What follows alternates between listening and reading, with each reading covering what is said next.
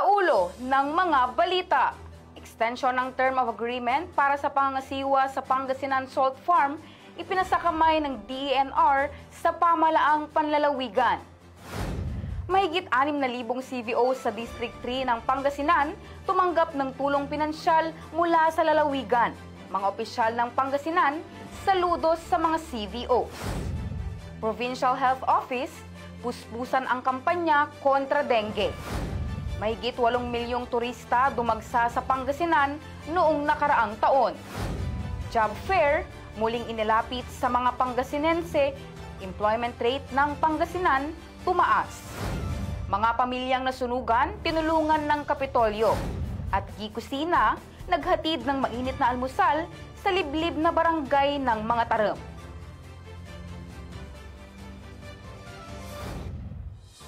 Naimbag nga aldaw, Masantos, Yaagaw, Pangasinan. Narito na ang mga balitang ang galing hatid sa inyo ng The Capitol. Ako si Christine Flores, ang inyong tagapagbalita. Foreshore lease extension ng Pangasinan Salt Farm, iginawad ng DENR sa lalawigan ng Pangasinan. Nakita ng ahensya ang maayos na pagpapatakbo sa asinan sa pangangasiwa ng lokal na Pangasinan sa loob ng 1 taon. Nagpasalamat din ang ahensya sa pakikipagtulungan ng administrasyon para maisulong ang mga proyektong nakalaan sa lalawigan. Ang buong detalye sa report ni Terry Aquino. Ipinasakamay na ng Department of Environment and Natural Resources ang extension ng term of agreement sa interim management of foreshore area for salt production ng Pangasinan Salt Farm sa Barangay Saragosa, Bolinao, Pangasinan sa Urdoha House, Lingayen. Ang nasabing kasunduan ay pinirmahan noong December 18 ni DENR Secretary Maria Antonia Yulo Loizaga at ipinasakamay kahapon ng DENR Region 1 Office kay Governor Ramon Gico III. Ang extension ay bunsod ng ipinakitang dedikasyon at husay ng lalawigan sa pangangasiwa sa Pangasinan Salt Farm na nasa 473 hectares. When the province, coordinated with us and wanted to pursue the management of the salt farm, which for the past 20 years, parang hindi ko na mabanggitin, Kaya maganda po yung parang nabunutan po kami ng tinig dahil nahirapan kami i-manage doon po yan, yung salt farm natin.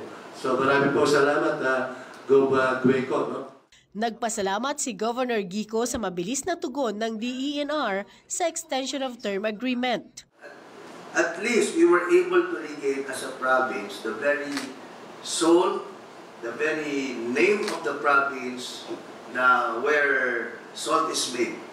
At least hawak na po natin yun in partnership, of course, with the Department of Environment and Natural Resources. December 21 nang isagawa ang ceremonial harvest ng solar salt sa pangunguna ni Governor Gico at Congressman Art Celeste. Sa kasalukuyan ay nasa 215 metric tons na ang naaani ng lalawigan sa Pangasinan Salt Farm. I think we have to explore some other uses of salt. Pwede on the tourism, on the yung mga spa and wellness. So we will try to explore. Plano rin ng pamahalaang panlalawigan na mabigyan ng libreng asin ang bawat Pangasinense. Pangasinan ang galing, Terry Aquino nagbabalita para sa The Capitol. Mahigit 6,000 CVOs ng District 3 ang tumanggap ng tulong pinansyal mula sa lalawigan ng Pangasinan. Narito ang report. Mahigit 30 taon ng barangay tanod si Raimundo Serapica. Isa siya sa mga CVO na nahandugan ng 1,000 pisong tulong pinansyal mula sa pamahalaang panlalawigan ng Pangasinan. Maraming salamat sa binigay ni Gobernador Gico. May pambili ng bigas, pang sa bahay. Ayun. Dapat bibigyan kami ulit ng ganito para makatulong sila sa amin ng mga tanod. Malaking tulong naman kay Milan Ikban, CVO mula Santa Barbara, ang natanggap niyang tulong. Malaki pong tulong yung iniibigay po sa amin na monetization po. At nagpapasalamat po kami kay Governor Mon Kiko. Ang pinansyal na tulong ay bilang pasasalamat ng pamahalaang panlalawigan sa serbisyo ng mga civil volunteer organizations. Pinangunahan ni Governor Gico at Vice Governor Lambino ang pamamahagi ng financial assistance sa mga CVOs ng 3rd District. Ito po ay pasasalamat namin sa inyo pong mga CBO. Hindi man ganun kalaki ang amin pong maiaambag, pero tanggapin niyo po itong taos-pusong pasasalamat ng lalawigan ng Pangasinan at ng syudad ng San Carlos sa inyo pong serbisyo. Ayan naawat nyo, daisat ya panangaro to kan yaman lapot probinsya, daisat labat ya siguro papalumag-loob at sakripisyo ya gagawin nyo ya CBOs. Si kayo, so original ya frontliners, ditanan barangay, kayo ba yung BHW, BNS, aramay kagawan, kapitanes, sa trabaho yo, manlapod, letter A, hanggang letter Z. Minsan, 24 hours ni. So, trabaho yun, barangay. Nakibahagi rin sa programa sina 3rd District Board Members Sheila Baniked at VC Ventanilla, San Carlos Mayor Julier Resuello, Calasiao Mayor Kevin Roy Macanlalay, Mapandan Mayor Carl Christian Vega at mga konsehal. Kasama ang mga tanggapan ng pamahalaang panlalawigan, naging matagumpay ang pamamahagi ng tulong pinansyal para sa 3,222 na CVOs ng ikatlong distrito. Pangasinan, ang galing. Christine Flores, nagbabalita para sa The Capitol. Mga CVOs sinaluduhan ng mga opisyal ng lalawigan dahil sa kanilang dedikasyon sa tungkulin bilang mga frontliner ng barangay. Ang buong kwento sa report ni Terry Aquino. Mahigit 10 taon ng civilian volunteer si Mario Vinluan, 58 taong gulang ng Barangay Lipa, Malasike. Sa pagkakataong ito, akay-akay siya ng asawa para makuha ang pinansyal na tulong mula sa pamahalaang panlalawigan. Nawalan na kasi siya ng paningin at pandinig. Malaking tulong sa kanila ang benepisyo upang makabili ng gamot. Maraming salamat po. Talaga, kaya natuwa ako kasi pautang-utang ako, natatambakan na nga ako ng utang pagka hindi kami nabibigyan ng mga kapatid namin. Isa si Mario sa libo-libong civilian volunteer ng Pangasinan na tumanggap ng tig-1,000 piso bilang pasasalamat ng pamahalaan sa kanilang dedikasyon sa tungkulin. Hindi man ganon kalakihan, pero ito po ay taos-pusong binibigay ng inyong lalawigan bilang pasasalamat din sa serbisyo na naiaambag nyo sa inyong mga barangay. Wadyad tilawat at Malasike. Wala naman so amelioration, so panangaro, yaiter na provincial government para si kayora, ya CBOs. Antayo, si kayo ya CBOs, si kayo so siguro sangkabisian, ya empleyado na volunteer na sa kaya barangay. Nasa 1,707 sa Malasike habang nasa 1,401 na mga tanod ang nabiyayaan. Napangiter na sa may financial assistance o grant yung Malapo at provincial government. Ayaman sa pangiter na sa may parangaro sa Sikayura, inunod at sa may sakripisyo yung gagawin nyo at barangay. Honorarium, yan aawat yo at barangay yo. Balat, ang gamanuntan say panangaro. Masaya at puno ng ngiti ang mga CVOs dahil ang pangakong personal na pagbabalik ng gobernador sa kanilang lugar ay natupad. Katuwang sa pamamahagi ng pinansyal na tulong sina Board Member VC Ventanilla at Board Member Sheila Marie Baniked, bagong upong liga ng mga barangay President Board Member Raul Sabangan, Provincial Treasurer OIC Christy Obando, Provincial Population Cooperative and Livelihood Development Office Head Ellsworth Gonzales, mga LGU officials ng Malasiki at Bayambang. Pangasinan, ang galing. Terry Aquino nagbabalita para sa The Capitol. Itinuturing na malaking tagumpay ang pagtaas ng tourist arrival sa Pangasinan noong 2023. Inaasahang mas dadami pa ito sakaling matapos na ang Pangasinan Link Expressway at Bulinaw Airport. Ang buong detalye sa report. Pumalo sa 8.4 milyon ang kabuuang bilang ng mga turistang dumagsa sa Pangasinan noong nakaraang taon. Una pa rin sa listahan ng mga paboritong pasyalan ng mga turista sa Pangasinan ay ang Manawag Church. Sa katunayan, noong nakaraang taon, pumalo sa higit 4 milyon ang bumisita dito. I am very happy to report that in Pangasinan we have an increased tourist arrivals for 2023. So noong 2022, yung total tourists natin based sa mga accommodation establishments, yun yung mga nag-overnight, we reach a total of 538,000 tourists noong 2022. And in 2023, we generated a number of 663,000 tourists. And in terms of visits to our tourist destinations, ito yung tinatawag natin na day tourist arrivals, pumupunta sa iba't ibang destinations po natin. We generated 6.8 million in 2022, and this year, 2023, 8.4 million. Susunod sa listahan ng mga madalas bisitahin ang 100 Islands, Bulinaw, Dasol, Burgos, Lingayen at Binalonan. Inaasahang masisigla pa ang turismo, lalo sa Western Pangasinan kapag natapos na ang Pangasinan Link Expressway o PLEX. The road will provide access for tourists to come to Pangasinan, shorter travel time. So saan sila pupunta?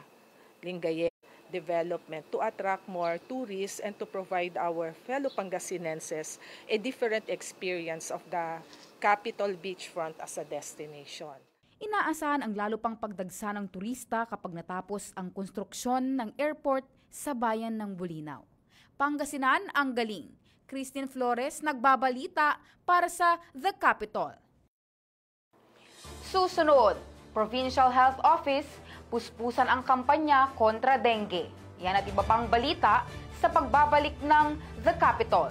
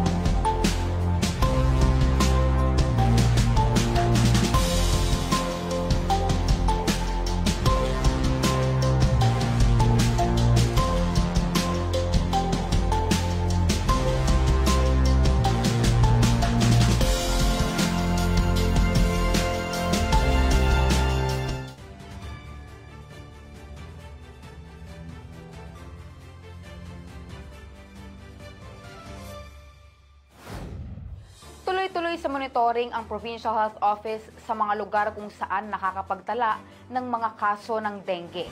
Kakibat nito ang muling pagpapaalala ng PHO sa mga magulang hinggil sa mga sintomas ng sakit at kung ano ang mga dapat gawin. Ang detalye sa report ni Terry Aquino. Namatay ang 11 taong gulang na pamangkin ni Yolanda Correa dahil sa dengue noong January 17. Napakasakit po na biglaan ang pagkawala ng aking pamangkin na si Charis. No, so, ang payo ko lang po, inuulit ko po. So, mag-ingat po tayo sa banta ng dengue. Base sa inspeksyon ng DOH, sa paaralang pinapasukan ng bata, may nakitang kitikiti at posibleng doon nakuha ng biktima ang sakit. Year-round na siya na binabantayan dahil nga po mayroon din tayong mga pag-ulan sa panahon po ng Disyembre at ang nangyayari din po ang mga pag-ulan sa panahon din po ng Enero. Kaya nagkakaroon po tayo ng mga tubig na naiipon sa ating mga kapaligiran or sa ating surrounding. Dahil dito, muling ipinaalala ni Dr. De Guzman ang mga sintomas ng sakit kaakibat ng payo sa mga magulang. Kung mayroon naman po paglagnat ang ating po mga anak sa mga magulang, hindi ho dapat na mag-self-medicate. Bagkus kailangan po na ipakonsulta sa mga eksperto. Bukas naman po ang mga health centers po natin at ang mga malalapit na hospital. Nang sa ganun nga po ay sila po ay mabigyan kaagad ng lunas or ma-assess. Pag nagsi-self-medicate po tayo, dito po tayo nagkakaroon po ng problema dahil nga po late na natin nadidetermine na dengue po ito at sometimes nagkakaroon na po ng pagdugo sa mga parte po ng katawan ng ating mga anak kung kaya't nahihirapan na rin ang mga doktor natin sa hospital na isagipin po sila. Pumalo sa 88 ang dinapuan ng dengue noong January 2023 at ngayong taon hindi pa man natatapos ang buwan, nasa 72 na ang naitalang suspected case ng dengue at isa na ang naitalang namatay. Pangasinan ang galing, Terry Aquino nagbabalita para sa The Capital. Ang paggamit ng mga ambulansya ay dumadaan sa tamang proseso para sa kapakanan ng mga pasyente. Ang mga prosesong dapat pagdaanan, alamin sa report ni Rich Mahin. Kamakailan lamang, isang netizen ang nagrereklamo. Binabatikos niya ang anyay pasikot-sikot na proseso sa pag-transfer ng pasyente gamit ang ambulansya ng isang ospital. Pasikot-sikot nga ba ang prosesong ito? Ayon sa hepe ng Asingan Community Hospital na si Dr. Agnes Leorelia Florido, simple ang proseso at mahalaga para maisaalang-alang ang kapakanan ng isang pasyente. Una po sa lahat, pag dumating po ang pasyente natin dito sa hospital, kukunan po natin ang mga data ng pasyente at bibigyan po natin siya ng kaukulang lunas, kung ano man po yung kanyang mga dinadaing. And after po na mabigyan na po natin siya ng kaukulang lunas at kung ito po ay kinakailangan natin i-transfer sa tertiary hospital, may proseso po tayong sinusunod. Ang prosesong ito ay ang tinatawag na referral system. Pag ililipat natin ito sa mga government hospitals, dito po sa ating lalawigan sa Pangasinan, or sa mga government hospitals sa La Union or sa Baguio City, sa Baguio, dadaan po muna ito sa proseso.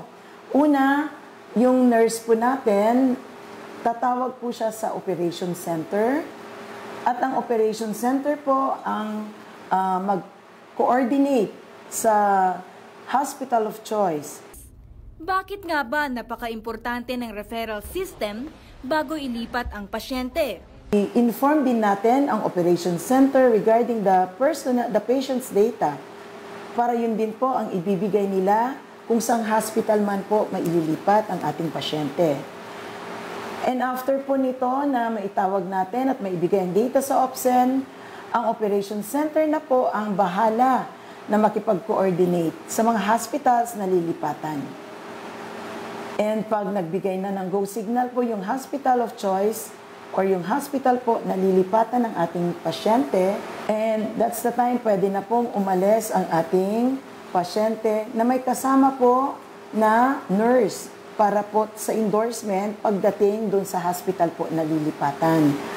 Sa mga yung mga ibang pasyente naman po na they opted to transfer to private hospitals, iba rin po ang ating proseso dito. Kailangan din po, hindi na kailangan dumaan sa operation center. Pwede na pong directly ito na ililipat natin. Pero kailangan pa rin po ng referral. Private man po or government hospital ang lilipatan. Ang referral form po ay napaka-importante. Hindi po tayo pwedeng ura-urada na lang na pwede nating ilipat ang ating pasyente. Hindi po pwede ito. Kasi po hahanapan din po nila tayo ng referral system, ng referral form. Para ang kaigihan po na tayo ay nagre-refer sa ating mga hospital na lilipatan ng ating pasyente, para naman po pagdating ng pasyente doon sa hospital na lilipatan, naka-prepare na rin po yung mga kakailanganin At sa mga rooms po, dahil napakahirap pong mag-transfer din sa mga tertiary hospitals dahil po sa dami po ng kanilang pasyente. So, ang mas maganda na maitawag po natin ito, maayos po ang referral system para pagdating po ng ating pasyente, hindi na po mahihirapan. At andyan na po ang mga mag-aasikaso sa kanila. Thank you so much, Governor Monmon Kiko. Pangasinan ang galing. Rich Mahin nagbabalita para sa The Capitol. Sa ikalawang pagkakataon, nagsagawa ng job fair ang Provincial Employment and Services Office sa lungsod ng San Carlos. Patuloy na layunin ng lokal na Pangasinan na makapaghandog ng mas marami pang pangkabuhayan para sa mga Pangasinense. Ang buong detalye sa report ni Marilyn Marshall. Sa ikalawang pagkakataon, sinagawang job fair caravan ng pamahalaang palalawigan sa Ventanilla People's Center sa Barangay Sapinit, San Carlos City, Pangasinan, nitong Biyernes, Enero 19. Isa sa mga nakibahagi si Marifer. Labis ang kanyang tuwa dahil isa siya sa 38 aplikanteng hired on the spot. Gusto ko talagang magtrabaho para makapag-ipon at para sa pangarap, para sa pamilya ko din po. Si Marifer, yung atin pong hired on the spot, siya po ay na-qualify because of her 4 years graduate in education. At the same time, she is 24 years old because our qualification is 21 to 39 years old. Sinubukan naman ni Maria Eliza Joy ng Balete Sur, San Carlos City na mag-apply sa nasabing job fair. Baka sakali po, para din po sa aking sarili yung paghanap ko po ng trabaho at makatulong na din po sa family ko po. Pinangunahan ito ng Pangasinan Public Employment and Service Office at ng tanggapan ni 3rd District Board Member BCM Ventanilla. Isang abakat sa provincial government headed by our Governor Ramon Bilicaria Gico dito. Palapakan naman po natin ang ating butihing Governor. Sa rason, kanyang gagawin tayo si job fair at panuntan na itanirek opportunity. Iraramas ang constituents tayo manaanak na trabaho. Nasa siyam na local at 3 overseas companies ang nakilahok sa naturang job fair. Naging katuwang ng peso sa job fair ang Department of Migrant Workers. Sa tala ng Pangasinan peso sa taong 2023, sila ay nakapagsagawa ng 50 job placement activities. Umabot sa 3,340 ang nagkaroon ng trabaho. Ang peso po ay patuloy pa rin na nagsasagawa ng mga programa para makatulong sa ating mga kababayan na naghahanap po ng trabaho. Tuloy-tuloy po ang ating pagsasagawa ng mga job fair, recruitment activities, mga trainings sa mga iba't ibang bayan po ng Pangasinan. Susunod, mga pamilyang nasunugan sa bayan ng mga Taram, personal na hinatiran ng tulong. Kusina, muling naghandog ng mainit na lugaw sa mga residente. Yan at iba pang balita sa muling pagbabalik ng The Capitol.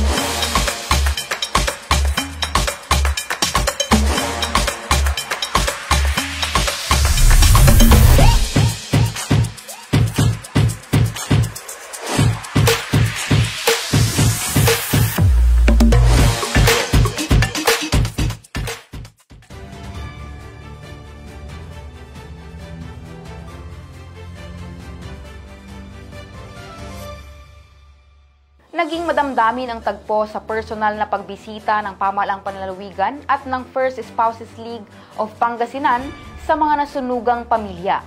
Una rito, namigay muna ng mga food packs at naghandog ang gikusina ng mainit na lugaw sa isang liblib na barangay sa bayan ng Mga Tarem. May kwento si Terry Aquino. Hindi napigilang umiyak ni Mary Jane Rosario tuwing nakikita niya ang bahay na nauwi sa uling. Isa ito sa 8 nasunog na bahay noong January 17 sa Barangay Dorongon, Valerio, Mga Tarem. Nay, aram ko rin. Kinento ko na nga dati sa kanila kaya malapit sa puso ko yung mga social services kasi po naramdaman ko rin yung mawala ang lahat sa'yo dahil po nung bata ako napanganak po ako sa Pampanga.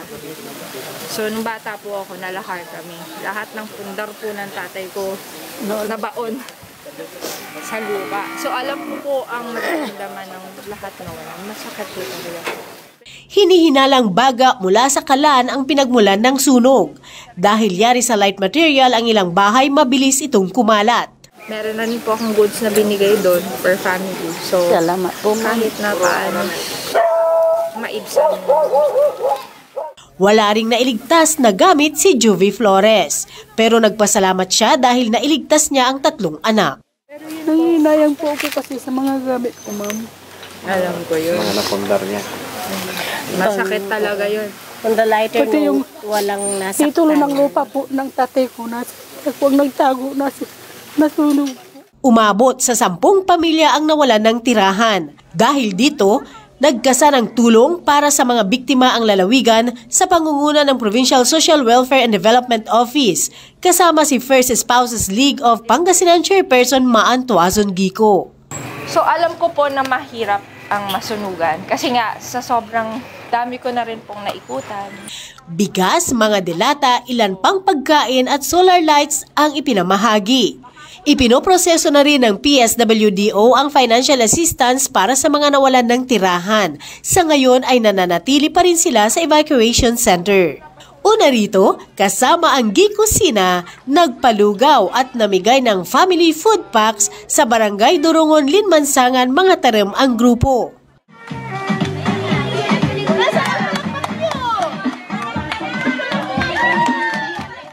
Game na nagpakitang gilas sa kanilang sayaw ang mga chikiting para sa mga bisita.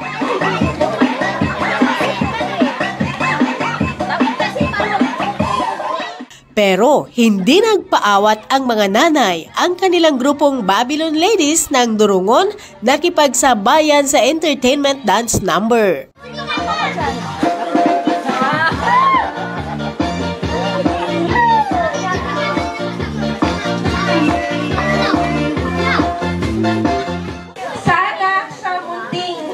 Regalo namin ay ma-appreciate nyo at sana po ay maramdaman nyo kung gaano namin po kayo kamahal at gaano ang pagmamalasakit namin sa buong Pangasinan. Pinili po namin itong barangay ninyo dahil alam po natin na nasa malayo po kayong lugar. Tunay ngang nakakatabang puso ang paghatid ng tapat na serbisyo dahil kahit malayo, sinasadya ito ng Kapitolyo. Kasama sa paghatid ng tulong ang grupo ng PSWDO, 3rd District Board Member Philip Theodore Cruz, Councilor Harley Paragas, Councilor Andrea Cruz at Councilor Richard at Ronnie Palisok. Pangasinan ang galing. Terry Aquino nagbabalita para sa The Capitol. Taunang Medical at Dental Mission ng Association of Pangasinenses in America Incorporated na paglingkuran ang daan-daang Pangasinense sa bayan ng Bimmalay. Narito ang buong detalye.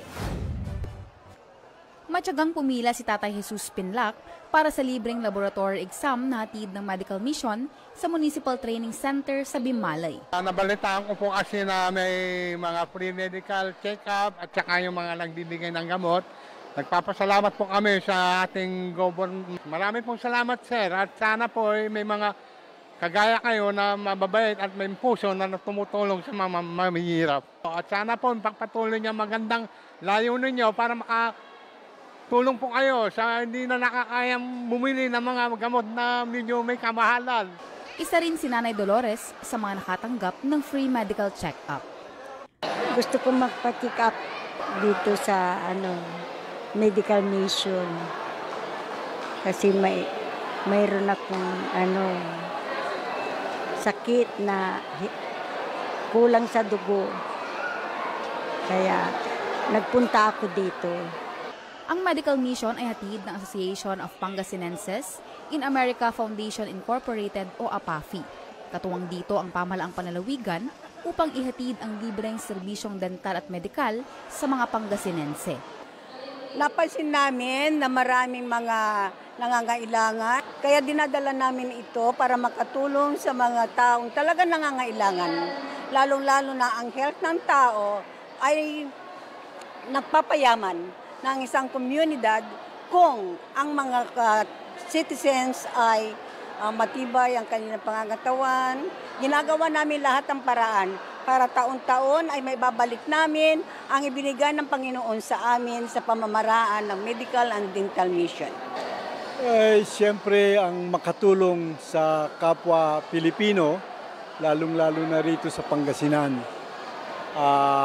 Ito ay naumpisahan para sa mga kababayan nating mga nasa Amerika na meron silang gustong itulong sa Pangasinan pero hindi nila kaya na mag-isa. Kami ay nagiging conduit para dali namin yung tulong dito sa Pangasinan. 545 ang sumailalim sa konsultasyon, 90 sa laboratorio, 135 ang nakapagpabunot, 61 ang sumailalim sa ECG at 61 rin sa chest x-ray. Tuloy-tuloy ang paglilibot ng APAFI Medical Mission sa iba pang mga bayan ng Pangasinan upang maghatid ng libreng serbisyong medikal at dental.